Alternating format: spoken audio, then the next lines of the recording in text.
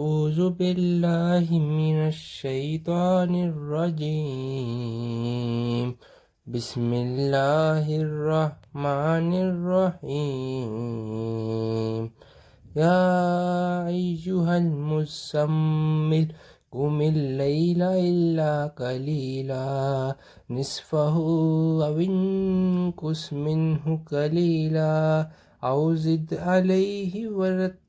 القرآن ترتيلا إنا سنلقي عليك قولا ثقيلا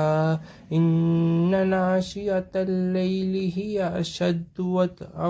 وأقوم قيلا إن لك في النهار سبحا طويلا واذكر اسم ربك وتبتل إليه تبتيلا رب المشرق والمغرب لا إله إلا هو فاتخذه وكيلا واصبر على ما يقولون واهجرهم هجرا جميلا وذرني والمكذبين أولي النعمة ومهلهم قليلا إن لدينا أنكالا وجحيما